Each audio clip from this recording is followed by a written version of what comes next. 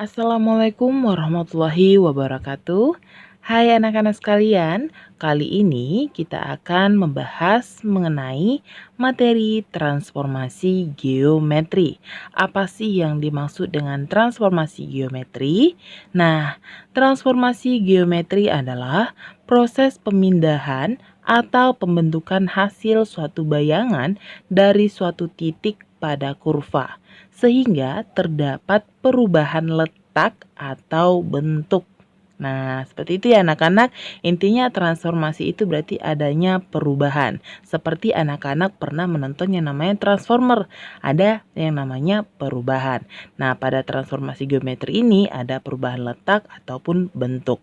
Nah, ada banyak jenis dari transformasi geometri. Kali ini kita akan membahas mengenai refleksi. Apa yang dimaksud dengan refleksi? Nah, refleksi itu adalah merupakan suatu pencerminan.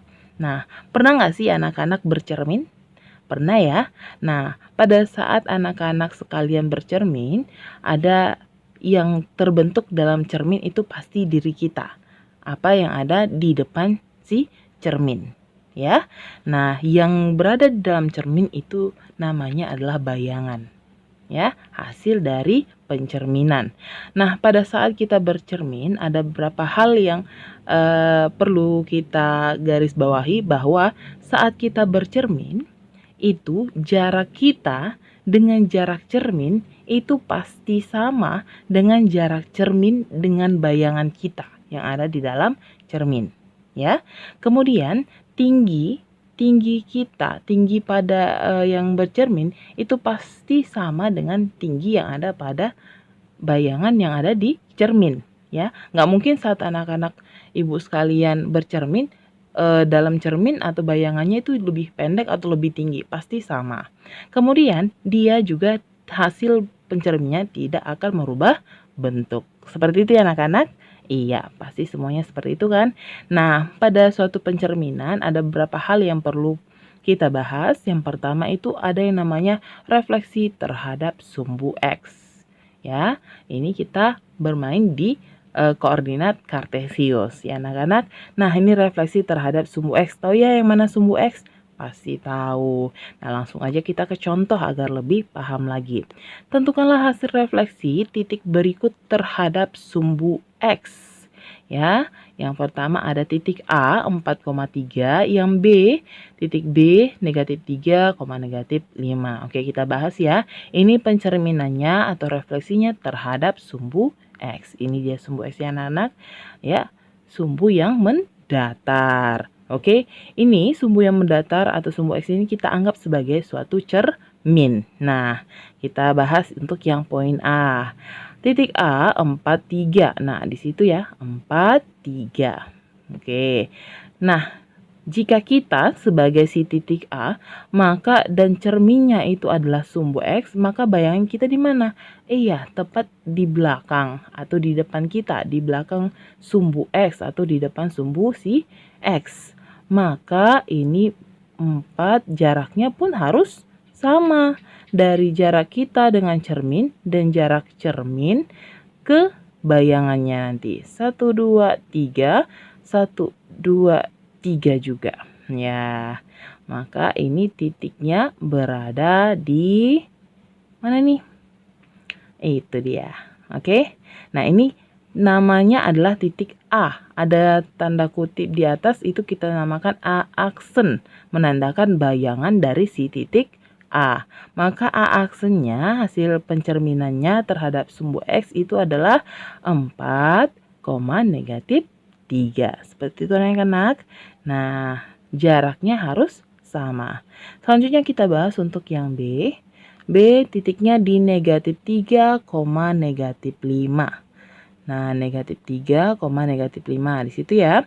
Nah, ini kita cerminkan juga terhadap sumbu X. Ya, maka bayangannya di mana sih? Ingat, jarak kita dengan cermin itu harus sama dengan jarak cermin dengan bayangan kita. Kita hitung ya. Oke. Dari titik B negatif 3, negatif 5, 1, 2, 3, 4, 5. Sampai ke cermin jaraknya ada sebanyak 5 langkah. Kemudian dari jarak cermin ke bayangan kita pun juga 5. Maka titiknya berada di sana. Ini kita sebut dengan B aksen, hasil pencerminan dari si titik B. Ya, maka dari sini dapat kita simpulkan untuk refleksi terhadap sumbu X, ya, refleksi terhadap sumbu X. Kita lihat ya, untuk yang titik A itu 4, 3. Kemudian bayangannya 4, negatif 3. Angkanya sama-sama 4 dan 3. Tapi di sini ada yang berubah tanda ya.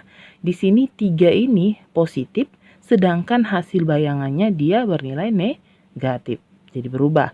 Contoh yang B juga negatif 3, negatif 5. Di bayangannya si negatif 5 itu tandanya berubah jadi positif. Sedangkan 4 dan negatif 3-nya itu tetap. Jadi pada refleksi terhadap sumbu X itu nanti ordinatnya atau si Y-nya itu akan berubah tanda. Oke, maka contohnya A, X, Y, jika titiknya X, Y, kita refleksikan terhadap sumbu X, maka X-nya tetap, Y-nya itu akan berubah tanda. Jika positif awalnya jadi negatif, jika negatif awalnya jadi positif. Jadi yang berubah itu si Y atau ordinatnya. Bisa ya anak-anak? Nah, selanjutnya untuk contoh refleksi terhadap sumbu Y. Tadi terhadap sumbu X, yang ini sumbu Y. Tentukanlah hasil refleksi titik berikut terhadap sumbu Y.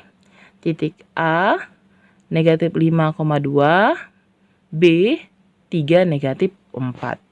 Oke, untuk sumbu Y berarti sumbunya tegak ya. Ini berarti kita anggap sumbu Y ini sebagai cermin. Nah, kita bahas satu persatu. Yang A, titik titik A, negatif 5,2. Oke, itu dia ya. Ini M ya, maaf ya. Ini seharusnya M. Yang di pembahasan itu harusnya M ya. Oke, negatif 5, 2. Kita cerminkan terhadap sumbu Y.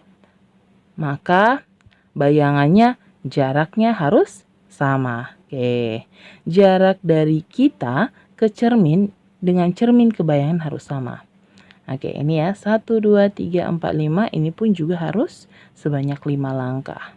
Maka ini M aksen merupakan hasil bayangan dari si titik M. Yaitu berapa jadinya dapat? 5, 2. 5,2. Oke, bisa ya. Kemudian yang B. 3, negatif 4. 3, negatif 4. Itu dia. Oke. Kemudian ini juga kita refleksikan terhadap sumbu Y.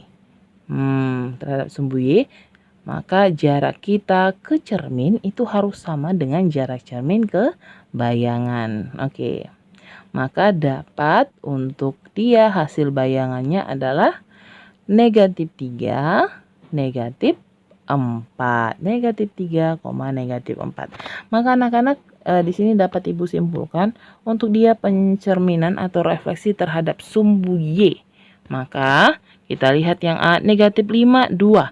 5, 2. Angkanya masih tetap sama tapi tandanya berbeda. Yang mana yang berbeda? Iya, yang di X.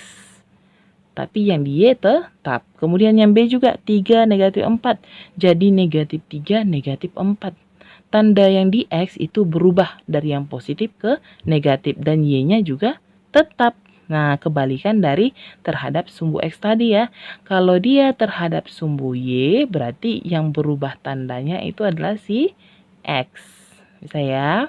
Yang berubah tanda adalah X. Dari positif jadi negatif atau dari negatif jadi positif. Bisa ya anak-anak? Pasti bisa. Oke? Ingat itu yang dua hal tadi ya. Kalau dia terhadap sumbu X yang berubah si Y. Kalau dia terhadap sumbu Y berarti yang berubah si X. Oke, sekarang contoh nih. Tentukan hasil refleksi bangun datar di samping.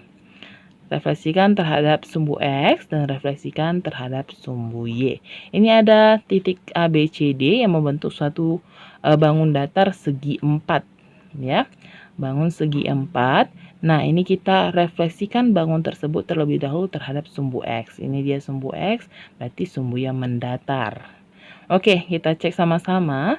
Ingat, jarak titiknya itu dengan cermin harus sama dengan cermin ke bayangan. Nah, kita cek dulu yang titik B. Jaraknya ke cermin itu ada sebanyak 2 satuan. Maka dari si cermin juga, ya, si cermin juga 2 satuan, ya, ke bayangan. 1, 2, ini dia B aksennya. Oke, kita cek yang si C yang dekat dengan cermin dulu ya. Yang C, ini jaraknya 2 satuan juga ke cermin ke bayangan juga nanti 2, 1, 1, 2. Iya, ini C aksen. Bayangan dari si C. Kemudian yang A, jaraknya berapa ke cermin? 1, 2, 3, 4. 4 satuan ke cermin, dari cermin pun ke bayangan nanti 4 juga. 2, 3, 4. Di sini dia A aksen. Oke, next itu D. D juga jaraknya 2, 3, 4 satuan. Dari cermin ke bayangan juga nanti 4 satuan. Oke, dapat ini D aksen. Maka inilah dia hasil pencerminan dari bangun datar atau bangun segi 4 A, B, C, D. Oke, ini terhadap sumbu X.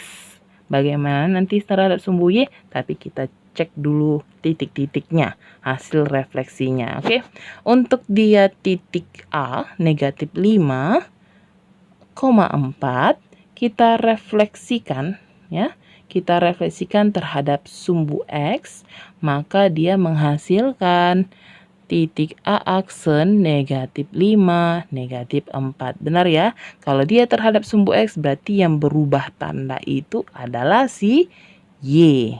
Ya, bisa. Kemudian titik B negatif 6, 2 kita refleksikan terhadap sumbu X. Maka didapatkan B aksen negatif 6, negatif 2. Di sini pun yang berubah tanda si Y. Oke, si C lagi kita coba. Negatif 3, 2. Ini pun yang berubah tanda juga si negatif 2, yaitu si Y. Yang pada D pun juga pasti yang berubah tanda itu si Y-nya. 4 jadi negatif 4.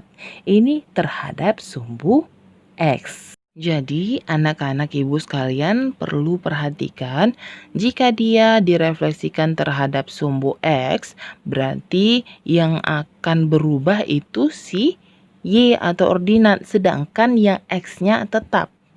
Ya, yang di depan itu tetap, yang di belakang berubah tanda. Bisa ya anak-anak? Sedangkan jika terhadap sumbu Y, berarti yang berubah itu si X, dan yang tetap itu si Y. Seperti ini. Ya, ini contoh yang sumbu X. Coba untuk dia direfleksikan terhadap sumbu Y, anak-anak kerjakan sendiri. Gambar dan tentukan hasil refleksinya seperti contoh yang A. Oke, jika ada yang ingin ditanyakan, silahkan langsung tanyakan ke Ibu. Oke, jangan lupa dikerjakan. Terima kasih. Wassalamualaikum warahmatullahi wabarakatuh.